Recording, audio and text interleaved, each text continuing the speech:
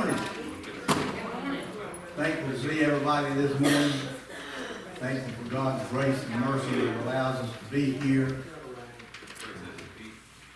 Trust that we come looking to Him with our hope and our confidence in Him. Now I belong to Jesus. Not for the years I'm alone, but for eternity.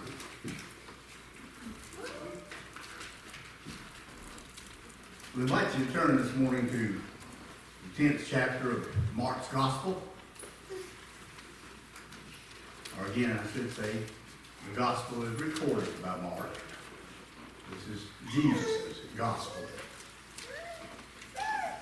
Mark 10, verse 46. Familiar story. Probably one of the most familiar characters in the Bible, if nothing else, because of his unusual name. Most everybody's heard the name Bartimaeus. There are songs about Bartimaeus, and the story of Bartimaeus has been related many times. Verse 46 begins in this manner. And they came to Jericho. And as he went out of Jericho, he being Jesus, with his disciples and a great number of people, blind Bartimaeus, the son of Timaeus, sat by the highway side begging. So this tells us quite a bit about Bartimaeus' condition here very quickly. He was a beggar. He sat by the roadside begging to make his sustenance, begging to be able to live. They didn't have all the social programs that we have today to assist people. Bartimaeus was pretty much on his own. And being blind, he didn't have a lot of recourse as far as a way to make a living. He was a beggar. Wasn't even sitting at the temple. He was sitting by the roadside. Bartimaeus was a poor man. And when he heard that it was Jesus of Nazareth, he began to cry out and say, Jesus, thou son of David, have mercy on me. When he heard that it was Jesus of Nazareth, he couldn't see that it was Jesus, not then. He had no sight of Jesus. He's not the only one that's been in that condition. Sister Fanny Crosby, who wrote quite a number of hymns over the years, I've seen some counts as high as 2,500, that she was born blind. She could not see, had not been able to see. And someone expressed to her one time how sad it was, how tragic it was that she had not been able to see, that she had not seen the faces of family or companions or flowers or trees. And she told her, she said, don't feel sorry for me. She said, how fantastic it's going to be that the first thing that I ever see is going to be my Savior. The first sight that I'm ever going to have is going to be of Jesus Christ, my Lord. What wonder, what amazement that should be and should bring to each and every one of our hearts this morning is to have that thought of how amazing it's going to be to see Jesus. And I'm going to tell you something. There's some of us that have gone through life with their natural sight, that I'm persuaded by the way that we live and the attitude that we have sometimes, that we still haven't seen Jesus. We haven't learned His kindness. We haven't learned His forgiveness. We haven't learned His loving nature. And I'm going to tell you something. If you don't know a loving nature, then you haven't really seen Jesus. You don't really understand Jesus, because He has always been kind and compassionate and loving and forgiving and drawing to His children. Bartimaeus sat by the side of the road. He was blind. He heard that Jesus was coming by, and he began to cry out, Jesus, thou son of David, have mercy on me. Notice he didn't say, Jesus, give me my sight. Not initially. Jesus, have mercy on me.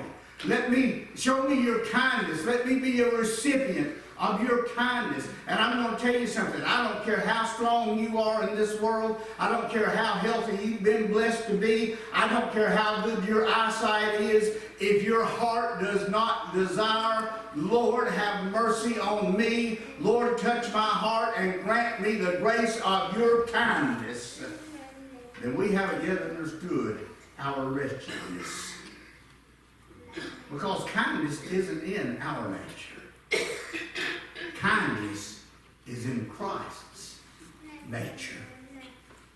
Lord, have mercy on me. He wasn't quiet about it. Sometimes we act like we're afraid for other people to know that we call on Jesus. That we don't really want anybody to find out that we might think about him or have our trust in him or that we might desire to be more like him. And I understand that's not popular in the world. Being like Jesus is not popular. But I'm going to tell you something. Being like Jesus was never popular. Jesus was not popular. Jesus didn't seek to be popular. He did not look for men's approval. His foremost desire and concern was to do the will of his Father. And as the disciples of Jesus Christ, our greatest and foremost concern this morning should be to do the will of our Father and to rejoice in the blessing that Jesus has caused us to be able to call him our Father. He cried and he cried loud and he cried long, thou son of David, have mercy on me. And many charged him that he should hold his peace. Bartimaeus, hush. Bartimaeus, you're a distraction. Bartimaeus, you're causing problems. Bartimaeus, the Lord don't care about you. The Lord don't want to see anything about you. He's not concerned about you. Bartimaeus, you're causing trouble. Be still.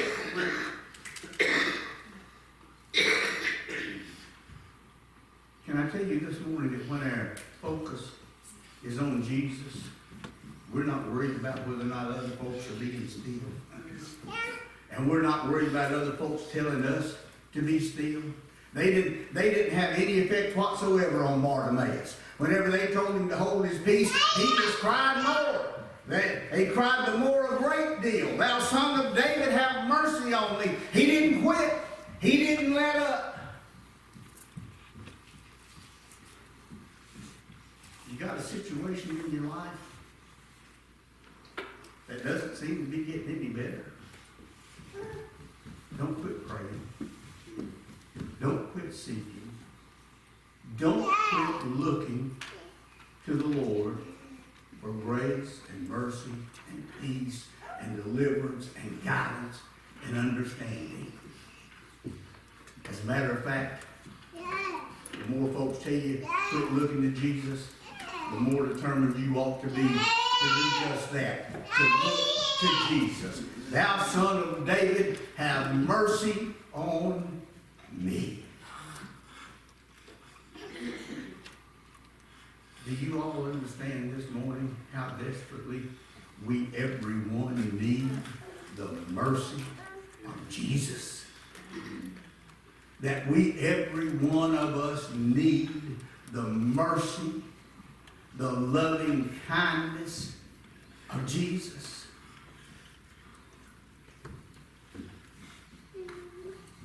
And Jesus stood still. And Jesus stood still and commanded him to be called. Jesus stood still. How many times have we been in a condition in our lives where it seemed like all we could do was cry out, Lord, have mercy?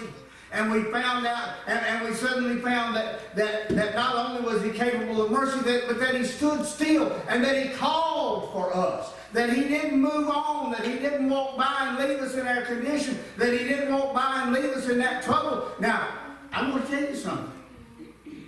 It was a blessing to Bartimaeus, just the fact that Jesus stopped and called for him.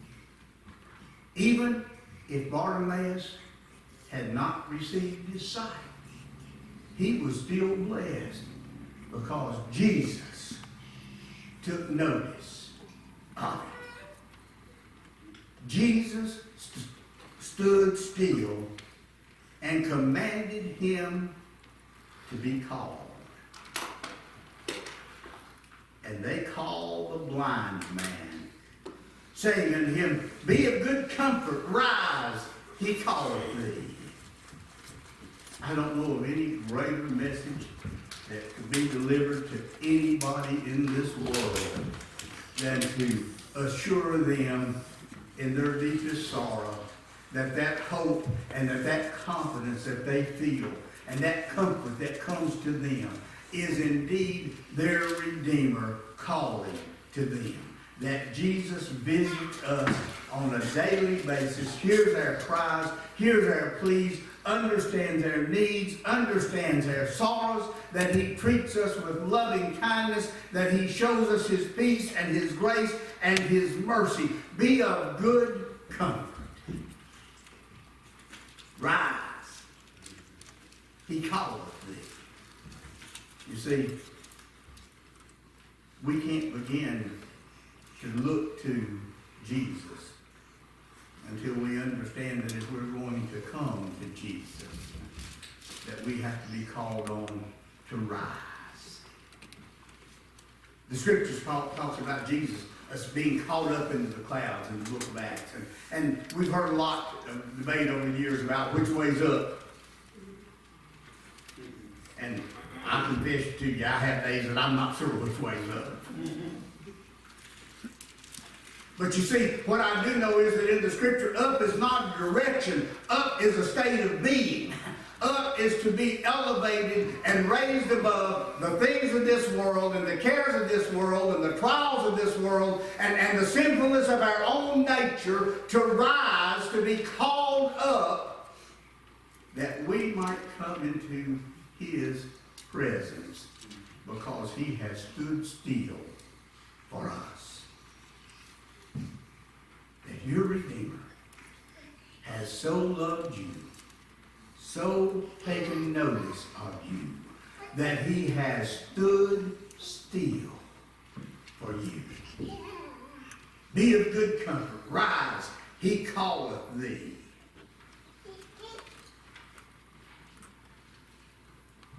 And he, casting away his garment, rose and came to Jesus. Some things to notice here. He did not come to Jesus until Jesus called for him. You see, there is a pattern in that for us. We're not going to come to Jesus either until Jesus calls for us. Until he stops, until he stands still, causes us to know that he has taken notice of our condition and of our crying out unto him, and he calls for us. The other thing that I will assure you of is this. When Jesus calls for you, there is no power in this world that can hold you back. All the negatives, all the naysayers, all of the hard hearts, there is nothing in this world that will keep you from coming to Jesus when Jesus calls for you. All your doubts and all your fears and all your sorrows and all your wonder, it all just fades away. It all just disappears in the love and the mercy and the kindness and the grace of Jesus. And he casting away his garment. Does that seem strange to you? Why would he throw his garment away? Well, as we said, Bartimaeus was poor. Bartimaeus was a beggar. Bartimaeus' garment probably wasn't in very good shape anyway. There's a lesson there for us because you see, we can't come Jesus with what we have. My righteousness is as filthy rags to him. I cannot arise and come to Jesus clothed in my own goodness, my own abilities, my own strength, my own courage. I cannot come to Jesus clothed in what I have. I have to throw that garment aside and come to Jesus knowing my unworthiness. You see, until I understand that I'm not worthy of Jesus, I can't really come to Jesus. Casting away his garment, rose and came to Jesus. And Jesus answered and said unto him, What wilt thou that I should do unto thee? You think Jesus didn't know what he wanted? You think Jesus didn't know what he needed? Have you ever come to Jesus doubting that he had the ability to grant you your need, to fulfill your need, to show you his grace and mercy? Jesus didn't ask Bartimaeus this question for Jesus' sake. He asked Bartimaeus this question for Bartimaeus' sake and the sake of those that stood round about you. See, it is good for us to be able to understand why we're coming to Jesus. Not because mom and daddy said I should, not because the preacher told me I ought to, but because Jesus has called me and that I have a desire in my heart that he has placed there. I understand my need of him. I understand my deliverance of him. I know that I have need of mercy from the Son of David. What would you that I do unto you, Bartimaeus? Lord, I'm blind. I'm in trouble. I can't see. I can't provide. I can't take care of myself. We get the notion sometimes, don't we, that we take care of ourselves.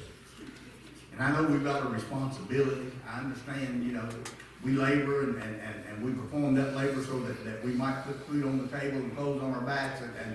But how many people do you know in this world that have labored for years and still struggle to have clothes on their back or food on their table? How many people do you know that may have prospered for years and some sudden calamity befell them and all that prosperity disappeared, dried up, went away, and they were left destitute? You see, if I could truly take care of myself, that would never happen to me. Would it you? If you could truly take care of yourself, would you ever have a need? Would you ever have a want? Would you ever go lacking for anything? If you could truly take care of yourself. You see, until we understand that we need Jesus, that we need to call unto him, to cry unto him, to look unto him, to trust in him.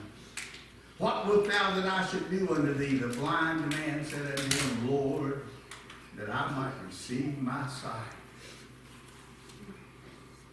Lord, I want to see you.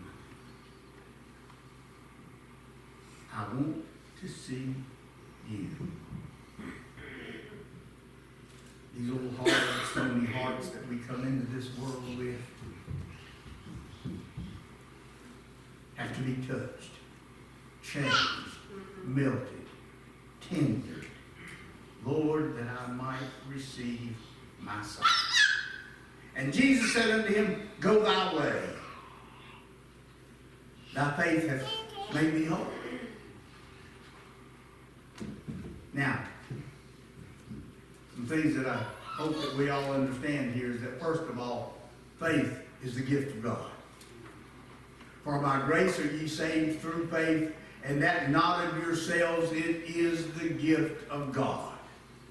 Not of works, lest any man should boast. So we have nothing that we have not received from him. We have nothing to give to him that he did not first bless us to have. We cannot have faith in God until God gives us faith from God. But the exercise of that faith is important. Not for our eternal destiny, but for our life of peace and joy and comfort and courage and strength here in this world, to exercise that faith. Go thy way. Thy faith hath made thee whole.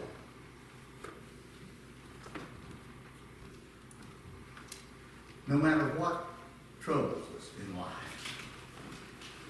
no matter what sorrows or problems or trials we have in life, isn't it amazing how that our faith in Jesus makes us whole?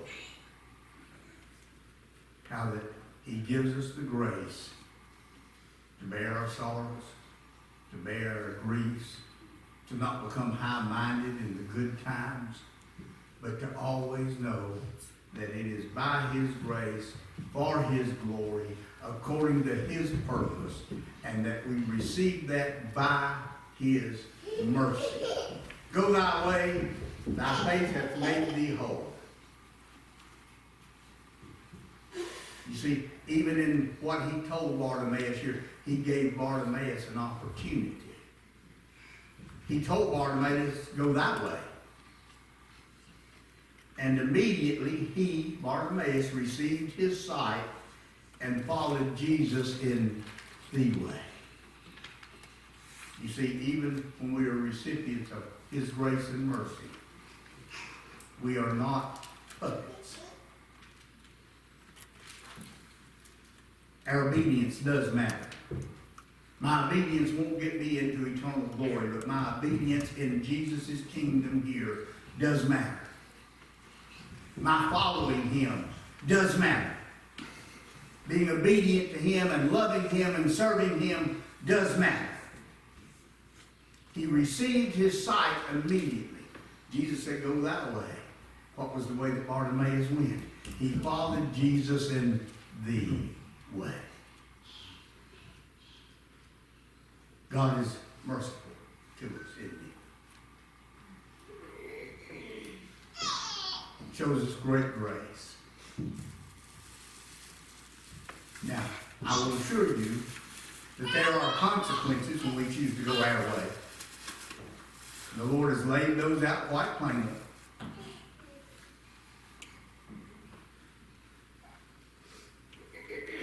But what a blessing and what a joy when he hears us cry, when he calls to us and we understand that to go to him, a couple of things have to happen. We've got to get rid of we've got to get rid of self. We've got to get self out of the way. We've got to throw aside that old garment, and we have to rise. We have to get above our nature. We have to get above our flesh. We have to get above our judgmental attitude. And I know, we've all been told for years, and I've heard a lot of preachers say, well, I can't judge folks, but I've been called to be a fruit inspector. You'll know a tree by the fruit it bears. Evil fruit comes from an evil tree, and good fruit comes from a good tree. And we look at everybody else in the world and say, well, okay, that's an evil fruit, that's a good fruit. We haven't understood at all what Jesus was teaching us. Our Adam nature is the evil tree. And the nature of Christ in us is the good tree. And if I want to judge some fruit, mine's the fruit that I need to be judging. And if I discover that there is evil fruit in my life, guess which tree it came from? My old Adam nature. It's not about me judging your fruit. It's about me being aware of my fruit. It's about me being aware of where I'm making a harvest from, of what I'm accessing, what I'm looking to.